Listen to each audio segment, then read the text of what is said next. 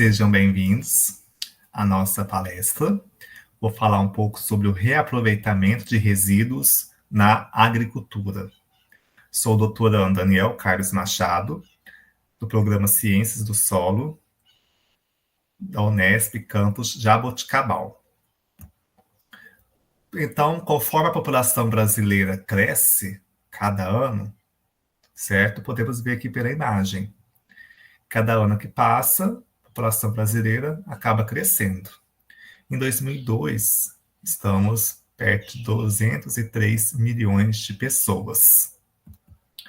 Já a população mundial, estima-se que em 2030 estejamos com 8,6 bilhões de pessoas e em 2100, 11,2 bilhões de pessoas. Conforme a população cresce, demanda o quê? Um aumento, né, na produtividade de alimentos, para atender, então, esse crescente aumento de população. E acaba ocorrendo, portanto, uma insegurança alimentar. Segurança alimentar pode ser medida em diferentes níveis de gravidade. As pessoas com insegurança alimentar moderada não têm certeza sobre a sua capacidade de obter alimentos e tiveram de reduzir a qualidade ou quantidade dos alimentos que comem para sobreviver. As pessoas que sofrem de insegurança alimentar grave normalmente ficam sem comida e, na pior das hipóteses, passam um dia ou mais sem comer. Portanto, segurança alimentar, as pessoas ficam ali um dia ou dois, ou tem que reduzir para não ficarem sem alimentos. Insegurança alimentar pode ser ocasionada por vários fatores, né? Distribuição de alimentos de forma inadequada, renda baixa, desemprego, entre outros fatores. Estima-se que entre 691 e 783 milhões de pessoas no mundo enfrentaram a fome em 2022. Estimativa da população brasileira em algum grau de insegurança alimentar. Então, como podemos ver a imagem, temos 33,1 milhões de brasileiros que passaram a fome, né, entre 2021 e 2022. Na parte azul, a segurança alimentar, né, temos ali a segurança alimentar, 41,3%. Amarelo, insegurança alimentar leve, 28%. Vermelho, insegurança alimentar moderada, 15,2%. E roxo, insegurança alimentar grave, 15,5%. Portanto, a ODS é um dos Objetivos de Desenvolvimento Sustentável que a ONU criou. São 17 ODS. A ODS número 2 fala sobre fome zero e agricultura sustentável, com o objetivo de erradicar a fome, alcançar a segurança alimentar, melhorar a nutrição e promover a agricultura sustentável, sem ocasionar danos ao meio ambiente, danos ao solo. Porque se eu preservar o meio ambiente e o solo, eu vou estar o quê? Aumentando a minha produtividade, certo? E sem gastar dinheiro para corrigir esse solo que eu degradei. Metas. Até 2030, acabar com a fome e garantir o acesso de todas as pessoas, em particular os pobres e pessoas em situações vulneráveis, incluindo crianças, a alimentos seguros, nutritivos e suficientes durante todo o ano. Certo? Então, essa é uma das metas dessa ODS. Segunda meta. Até 2030, acabar com todas as formas de nutrição, incluindo atingir até 2025 as metas acordadas internacionalmente sobre o danismo e a queixa em crianças menores de 5 anos de idade. E atender às necessidades nutricionais dos adolescentes, mulheres grávidas e lactantes e pessoas idosas. Certo? Terceira. Até 2030, dobrar a produtividade agrícola e a renda dos produtores pequenos de alimentos, particularmente das mulheres, povos indígenas, agricultores familiares, pescadores, inclusive por meio de acesso seguro e igual à terra, outros recursos produtivos e insumos, conhecimento, serviços financeiros, mercado e oportunidade de agregação de valor de emprego não agrícola. Porque conforme a população cresce, demanda o quê? Uma maior produção de alimentos, certo? E para produzir uma maior quantidade de alimentos, eu preciso preservar o meu solo também. Até 2030, garantir sistemas sustentáveis de produção de alimentos e implementar práticas agrícolas resilientes, que aumentem a produtividade e a produção, que ajudem a manter os ecossistemas, que fortaleçam a capacidade de adaptação a mudanças climáticas, as condições meteorológicas extremas, secas, inundações e outros desastres, e que melhorem progressivamente a qualidade da terra e do solo. Então, produzir sustentável, garantindo, então, que dobre a produção de alimentos, mas de forma sustentável, sem degradar o meio ambiente. Então, conforme já falei, aumenta a população, aumenta a demanda por alimentos. Aqui nessa imagem tem uma estimativa, né, de produção de alimentos. Então, o crescimento será de mais de 24% nas principais lavouras de soja, milho, segunda safra e algodão, aponta o Ministério da Agricultura e Pecuária. Portanto, 2022, 2023, estava em torno de 155 milhões de toneladas. Já em 2032, 2033, espera-se 186,7 milhões. O milho, 2022, 2023, 125,5 milhões de toneladas. Espera-se em 2032, 2033, 160 milhões. Algodão, 2022, 2023, 2,9 milhões de toneladas. E espera-se em 2032, 2033, 3,6 milhões de toneladas. Só que para aumentar essa produção, tem que preservar o solo também. Projeções aqui eu tenho nessa figura, milho e soja em alguns países. O azul mais escuro, 2022, 2023, e o azul mais claro, 2023, 2024. Então, comparando aqui o milho, primeiramente. Nos Estados Unidos teve um aumento, né, acréscimo de 11,1%, na China teve uma redução de 0,1%, Brasil 5,8%, União Europeia teve um acréscimo de 14,4%, a Argentina 61,8% de acréscimo. Já a soja, no Brasil, teve um acréscimo de 3,2%, Estados Unidos uma queda de 3,3%, a Argentina um acréscimo de 92%, a China um acréscimo de 1,1% e a Índia uma redução de 11,4% na sua produção. Portanto, a produção mundial de milho para o novo ciclo 2023-2024 alcançou 1.220 milhões de toneladas. Isso significa um incremento de 5,5% em comparação à safra anterior. E a soja teve um aumento de 7,6% em relação ao ciclo anterior. E para que ocorra esse aumento na produtividade, que se espera-se, por causa que aumenta a população, tem que aumentar a produtividade, para que ocorra, então, uma segurança alimentar e não uma insegurança alimentar. Para que isso ocorra, esse aumento de produtividade, precisa-se de utilizar fertilizantes minerais. Fertilizante é definido na legislação brasileira como uma substância mineral ou orgânica, natural ou sintética, fornecedora de um ou mais nutrientes vegetais. Nutrientes esses que são essenciais e imprescindíveis para que uma planta complete seu ciclo de vida. Então, para que a planta desenvolva, cresça, produza, ela precisa de fertilizantes, de nutrientes. Esses nutrientes que estão nos fertilizantes. Os fertilizantes minerais surgiram com a Revolução Industrial e tiveram um papel importante na sustentação da crescente população mundial. Estima-se que metade da população da Terra seja alimentada com culturas cultivadas com esses fertilizantes. No Brasil não é diferente. O crescimento da população agrícola vem levando ao aumento da demanda por fertilizantes minerais no país, ultrapassando a capacidade nacional de produção destes produtos. Certo? Então, todos os países utilizam fertilizantes minerais para aumentar a sua produtividade. O Brasil, portanto, ele utiliza mais do que produz. Então, ele importa fertilizante de outros países. Atualmente, o Brasil é responsável por cerca de 8% do consumo global de fertilizantes, sendo o quarto país no mundo, atrás apenas da China, Índia e Estados Unidos. A velocidade de crescimento da demanda brasileira tem superado o crescimento da oferta nacional, e seu atendimento tem ocorrido via aumento de importações. O país deixou de ser exportador de fertilizante para ser grande importador entre 92 e 2020.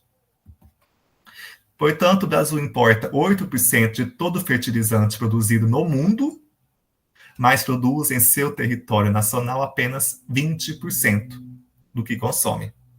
Sugere-se, então, que o país busque novos mercados para diversificar os seus fornecedores e que a Petrobras aumente a sua produção de fertilizantes, para que reduza o quê? Essa demanda, essa dependência externa, certo? Porque o Brasil consome a maioria dos seus fertilizantes de forma externa, ele importa.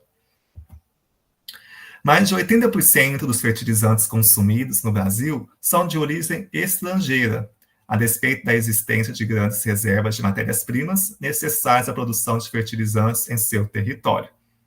A crescente necessidade de aumento da produção de alimentos no mundo reclama o aumento do consumo de fertilizantes, criando maiores incentivos para a produção desse insumo agrícola em larga escala global. Novamente, aumenta a população, aumenta o consumo de alimentos. Para produzir mais alimentos, para atender toda essa população, eu tenho que utilizar mais fertilizantes. Com isso, acaba tendo que um aumento da produção desses fertilizantes. Essa imagem mostra a dependência de alguns nutrientes que a planta precisa por fertilizantes.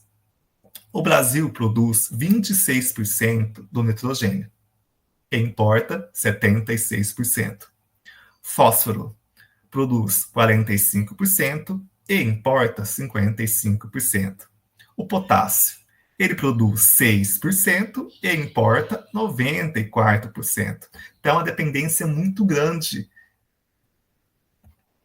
E os fertilizantes minerais têm origem finita, e o Brasil é um país altamente dependente de importações de fertilizantes. O Brasil importa cerca de 85% dos fertilizantes utilizados na agricultura. E foi observado que a oferta e o preço desse insumo vem sendo afetada pela guerra entre a Ucrânia e a Rússia, sendo esta última um dos principais fornecedores. Entre as possíveis soluções para reduzir essa dependência, foram citados a busca de novos parceiros comerciais, o uso de fontes alternativas e o investimento em tecnologia e infraestrutura. Portanto, a guerra também interferiu nessa dependência externa, porque a Rússia é um dos principais fornecedores para o Brasil. A epidemia e a guerra causaram transtornos no mercado de matérias-primas para fertilizantes. E a falta de continuidade no fornecimento de matérias-primas torna necessária a identificação de fontes alternativas de nutrientes fertilizantes. Como o Brasil consome muito fertilizante externamente, ele fica refém de situações que ocorram nesses outros países e acaba interferindo na sua produção, porque ele depende de fertilizantes externos. Então, aqui nessas reportagens que eu trago, de janeiro de 2020 a março de 2022, os preços nominais dos principais fertilizantes tiveram alta de 288%. Já os preços da soja, milho e trigo aumentaram 110%. O custo dos fertilizantes subiu muito mais do que o preço pago pelas commodities. Então, o preço dos fertilizantes está muito lá em cima. E teve impacto principalmente por causa da guerra, então a Rússia e a Ucrânia, e por causa do Covid. A alta dos fertilizantes preocupa federações de agricultura, que vai afetar a produção dos alimentos para atender, então, essa demanda populacional que só cresce cada dia. Portanto, como já mencionei, população cresce. Cresce a demanda por alimentos. Cresce a demanda por alimentos, cresce a demanda por fertilizantes. População cresce, Cresce também a geração de resíduos sólidos. Então, segundo a Associação Brasileira de Empresas de Limpeza Pública e Resíduos Especiais, ABRELP, a estimativa é que a geração anual no país alcançará 100 milhões de toneladas ano até 2030. E um desses resíduos que são gerados, né, pelas populações é o lodo de esgoto. Ele é um resíduo sólido gerado no processo de tratamento de esgoto sanitário por processo de decantação primária, biológico ou químico, não incluindo resíduos sólidos removidos de desarenadores, de gradeamento e peneiramento. Com a concentração populacional nos centros urbanos, acarreta o quê? Uma maior geração de lodo de esgoto. Esse resíduo precisa receber uma destinação ou uma disposição final ambientalmente adequada para evitar impactos ambientais. Nessa imagem eu trago uma figura, né, de uma ET, estação de tratamento de esgoto. Nesta outra imagem já mostra o lodo de esgoto seco tratado. E aqui a composição do lodo de esgoto doméstico. Então, 99,99% é água, 0,1% sólidos. Desses 0,1% de sólidos, 70% é orgânico, proteínas, carboidratos, lipídios, e 30% inorgânico, areia, sais, metais. Essa outra imagem mostra a quantidade de lodo que é produzido, tanto na estação de tratamento de água, que produz 78 milhões de toneladas ao ano, tanto na ET, 2,5 milhões de toneladas ao ano. Nessa outra figura mostra um mapa brasileiro da coleta de esgoto sanitário. Como podemos ver, no Brasil não tem coleta 100% de esgoto sanitário. No total, 69,5%, e no urbano, 78%. A região sudeste é a que mais tem coleta e tratamento de esgoto. Já o norte tem 38% só. Portanto, falta aumentar toda essa coleta e tratamento de esgoto. O novo marco legal do saneamento básico estabelece como meta que 90% da população tenha acesso à rede de coleta de esgoto até 2033, o que aumenta a produção do resíduo gerado através do tratamento de esgoto. Então, conforme aumenta a população, aumenta a geração, e conforme aumenta, expande essa coleta de esgoto, vai aumentar a geração de lodo de esgoto, certo? Então, a eliminação e aproveitamento dessa enorme quantidade de lodo de esgoto, sem agredir o meio ambiente, é uma das maiores preocupações em todo o mundo. Porque não é só o Brasil que produz lodo de esgoto, todos os países, né? Então, é uma preocupação mundial. No contexto atual, gerenciar grandes quantidades de lodo de esgoto apresenta um enorme desafio. E o aterro sanitário era, anteriormente, a técnica mais comum e econômica de disposição deste material. Só que o lodo de esgoto, o aterro sanitário, perdão, ele foi projetado para receber resíduos que não são mais possíveis de serem reaproveitados. No caso, rejeito, não tem mais jeito. E nós estamos encaminhando todo tipo de material. E o aterro sanitário, ele tem uma vida útil, né, não tão longa, porque é uma área grande, que precisa ser construída, uma área muito grande, e além de ser muito caro, certo? Então, não é todos os pequenos municípios que conseguem construir um aterro sanitário, que precisa de uma área muito grande, com várias características, e depende de um recurso financeiro muito grande. Um aterro sanitário viável precisa que sua vida útil seja no mínimo 10 anos. E depois de encerrado, é necessário ser monitorado por menos de 10 anos, a fim de evitar problemas ambientais, sociais e econômicos. Para a construção de um aterro sanitário de resíduos, são necessários dados relativos ao local de disposição, topografia, dados climáticos, geológicos, hidrogeológicos, os tipos de resíduos, composição, comportamento, propriedades físico-química, volume, velocidade de aplicação, entre outros materiais. Então, é uma gama muito grande de fatores que afetam a construção desse aterro. E é uma área muito grande. Então, não é todo município que tem recurso e área para a construção de um aterro sanitário. Aqui mostra as possibilidades para a destinação do lodo de esgoto.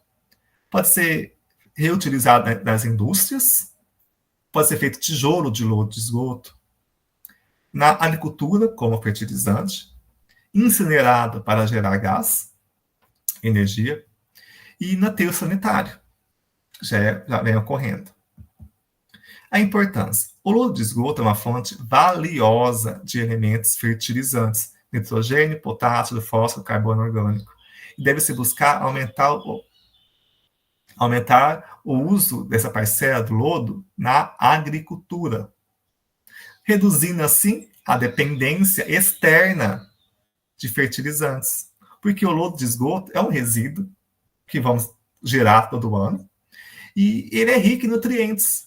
Então não precisa ficar preso em comprar fertilizantes, porque eu tenho o lodo de esgoto, que é rico em nutrientes. A aplicação do lodo de esgoto em solos agrícolas como fonte de matéria orgânica e de nutrientes é uma prática racional que objetiva devolver ao sistema solo-planta parte do que foi exportado para os centros urbanos via produção agrícola, porque eu aplico nutrientes no solo via fertilizantes para que a planta cresça, desenvolva e produza. E parte desses nutrientes são levados para a cidade através dos frutos, dos grãos. Então, eu preciso reaplicar novamente para que essa planta, no ano que vem, seguinte, cresça de novo e produza. E a correção do solo com o lodo de esgoto é útil para melhorar a produção agrícola, bem como a acumulação de nutrientes e matéria orgânica no solo. O lodo de esgoto é um material muito rico em nutrientes e pode melhorar a fertilidade dos solos. O lodo de esgoto é rico em matéria orgânica, nitrogênio, fósforo e outros macros e microelementos, o que torna a matéria-prima útil para o uso na agricultura. Esse material pode auxiliar na retenção também da umidade no solo e no aumento da capacidade de absorver e reter nutrientes. Então, ele tem vários fatores favoráveis para serem utilizados. Portanto, o uso do lodo de esgoto na agricultura é uma alternativa viável, porém a sua aplicação desse material continua pouco inexpressiva, com a adesão de poucas empresas de saneamento e uso restrito a culturas como cana-de-açúcar, café e eucalipto. Umas vantagens. A aplicação do lodo de esgoto mostrou um potencial agronômico positivo, tanto para o solo quanto para a planta. É favorável para os dois. E para nós também, que vamos estar dando uma destinação correta esse material. Casos de sucesso na reciclagem do lodo de esgoto na agricultura são hoje conhecidos e passíveis de adoção pelos setores públicos e privados de saneamento. O momento é especialmente oportuno para a ampliação do uso agrícola do lodo de esgoto, porque há um arcabouço técnico-científico e legal desenvolvido nas condições nacionais. Então, tem grandes pesquisas, tem um grande acervo técnico para me respaldar, para usar esse lodo de esgoto. Eu tenho um grande conhecimento ali, tenho vários artigos, várias revistas, textos publicados, então, que dá apoio, tenho leis, eu tenho vários apoios ali para favorecer o uso do lodo de esgoto na agricultura.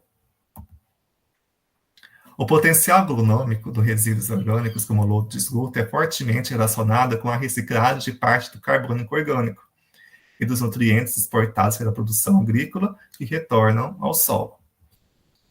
A possibilidade, inclusive, de fixação de uma fração desse carbono em formas estáveis no solo, ocorrendo o quê? O sequestro do carbono, que é hoje uma alternativa auxiliar na busca pela neutralidade de carbono na produção agrícola e no alcance de metas de redução na emissão de gás de efeito estufa no mercado global em processo de estruturação.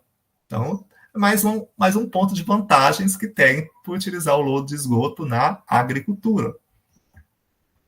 Países como França e Alemanha já destinam mais de 30% do lodo de esgoto para a agricultura. Os Estados Unidos utilizam mais de 60% do seu lodo para esse fim. O Brasil utiliza apenas 3% dessa biomassa. A explicação para o insucesso é mais complexa do que parece, incluindo a baixa abertura das empresas de saneamento ao ramo agronômico, incorporando profissionais de setores ao seu organograma, o preconceito do produtor ao resíduo, fruto do quê? De desinformação e inadequação física do material às máquinas de aplicação existente na propriedade. Com todas essas vantagens que o lodo de esgoto apresenta, ele ainda é pouco utilizado. E uma é a falta de conhecimento. As pessoas têm medo de utilizar o lodo de esgoto. Esse preconceito do produtor em usar o lodo de esgoto nos solos agrícolas é por causa das suas características constituintes. Não só o agricultor, né? Nós também, que vamos comprar esse alimento. E quer falar assim, nossa, esse alimento foi produzido com lodo de esgoto, não vou querer. Então, é o quê? É falta de conhecimento, desinformação. Por quê? Este resíduo pode conter micro-organismos patogênicos, que são organismos capazes de causar doenças em outros organismos vivos. Eles são incluídos, entre outros, as bactérias, os vírus, os protozoários e os helmintos. E a presença de substâncias como cádmio, zinco, chumbo, níquel, cromo, arsênio, cobre, selênio e bomberiênio. Embora o uso de lodo de esgoto na agricultura seja uma alternativa viável e racional para a disposição do resíduo no ambiente, a presença de metais pesados ou elementos traços pode limitar a sua aplicação. Por isso, o receio da sua aplicação ao solo. Mas o lodo de esgoto só vai ser prejudicial ao meio ambiente e à população se for usado de forma indiscriminada. Conforme já foi dito, tem um arcabouço técnico-científico muito grande, tem leis para orientar a utilização desse lodo de esgoto. Então, o lodo de esgoto só vai causar dano se for aplicado de forma indiscriminada. Antes da sua aplicação na agricultura, o lodo passa um processo rigoroso de tratamento. E para garantir ainda mais a segurança de seu uso, são realizadas diversas análises para comprovar que a sua qualidade atende aos critérios legais, inclusive o limite de metais pesados. Então, ele passa por rigorosos processos de tratamento e análises para verificar se está dentro dos limites ou não. Limites esses que foram estabelecidos por leis brasileiras e leis internacionais. Leis brasileiras. Então, até 2021 determina limites máximos de teores de substâncias inorgânicas que o lodo de esgoto deverá apresentar em sua composição, para que possa ser utilizado no solo sem ocasionar danos ambientais e à saúde coletiva. Então, tem limites ali estabelecidos. Resolução CONAMA, Conselho Nacional do Meio Ambiente, 498/2020, autoriza a comercialização de biossólidos derivados do lodo de esgoto para aplicação no solo para cultivo agrícola, desde que atendam às disposições contra os organismos com potencial patogênico, como protozoários, ovos de helminto, vírus e bactérias, além da observação quanto à concentração de metais pesados. Está na lei definidos os limites. Então, novamente, o lodo de esgoto só vai causar danos ambientais e danos à saúde humana se for utilizado de forma indiscriminada, porque tem leis que estabelecem limites de concentrações. Primeira tabela, aqui mostra os limites, né, de metais pesados que pode conter o lodo de esgoto, tanto para a classe A e para a classe B, em miligramas por quilograma na base seca. Vamos pegar, então, o chumbo, por exemplo. Limite na classe A, 300 miligramas por quilograma. Na classe B, 840 miligramas por quilograma. Passou disso, não posso utilizar. Está na lei, tem limites. Certo? A tabela 2, caracterização microbiológica dos sólidos, dos biossólidos classe A e classe B, pela resolução CONAMA, 498/2020. Então, ele traz lá os micro-organismos, os limites que pode conter desses micro-organismos que não possa causar mal à saúde e danos ao meio ambiente. Está na lei novamente. Tem também a legislação americana. Essa norma estabelece, né, requisitos gerais para limites de poluentes, prática de gestão e padrões operacionais para o seu uso ou disposição final do lodo de esgoto, gerando durante o tratamento de esgoto doméstico em uma estação de tratamento.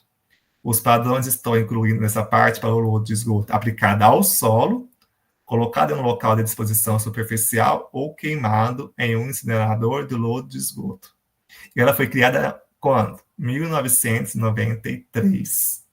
Então, é uma lei muito antiga que estabelece o quê? Limites, novamente. Então, tem lei brasileira, lei americana. E tem também a legislação do Reino Unido, que estabelece limites novamente. Então, implementa, né, a diretiva 86278 do CEE, do Conselho, relativa à proteção do ambiente, em particular do solo, quando lamas ou de esgoto de depuração são utilizados na agricultura. Então, criou o quê? Para proteger o solo, saúde, estabelecer limites. Eles, entre outras coisas, proíbem o uso do lodo de esgoto, extrações de tratamento de esgoto na agricultura, a menos que requisitos específicos sejam atendidos, ou se limites mínimos têm que ser atendidos. Eles verificar as precauções que devem ser tomadas após o uso do lodo de esgoto, de estações de tratamento ou fossas sépticas em terras agrícolas, impor certas obrigações aos produtores de lamas e aos ocupantes de terras agrícolas. Olha o ano, 1989, mais antiga do que a legislação americana. Então, tem leis para conscientizar e estabelecer limites, tanto para metais pesados, tanto para micro-organismos patogênicos. Se não atender esses limites, não pode ser utilizado. Então, novamente, o lodo de esgoto só vai causar danos ambientais à saúde humana se for utilizado de forma indiscriminada. Se não, só benefícios. Conclusão.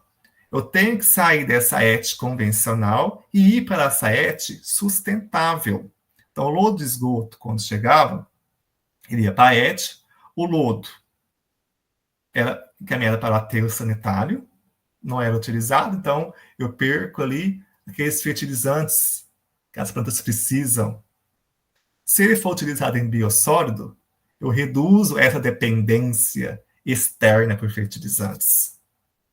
Dou uma destinação correta, não sobrecarrego os aterros sanitários, né, aumentando assim a vida útil deles.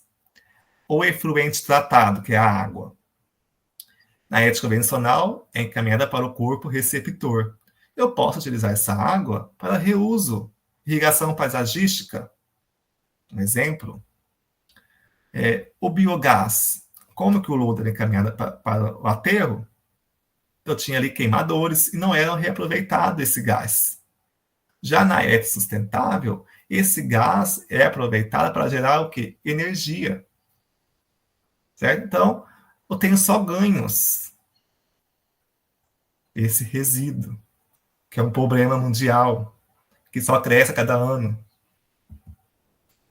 O lodo de esgoto se firma com a salvação da lavoura.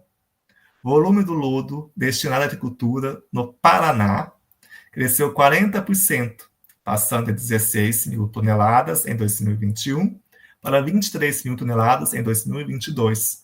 Tem alguns estados que acabam utilizando ainda o lodo de esgoto em pequenas concentrações, por causa do quê? De desinformação, falta de conhecimento, de investimento. Mas tem ainda alguns estados que estão utilizando, só que em pequenas quantidades. E esperamos que ocorra ainda uma expansão. Conclusão. Portanto, a aplicação agrícola é o principal método de reciclagem do lodo de esgoto para melhorar as condições do solo. O lodo de esgoto tem composição diversificada e é rica em matéria orgânica, e possui propriedades físicas e químicas altamente variáveis, e a sua aplicação agrícola é uma alternativa para a reciclagem desses resíduos, fornecer nutrientes, matéria orgânica às culturas e ao solo. Portanto, eu resolvo o problema da dependência externa, porque eu tenho um resíduo que é gerado diariamente, anualmente, e só aumenta com a concentração das populações.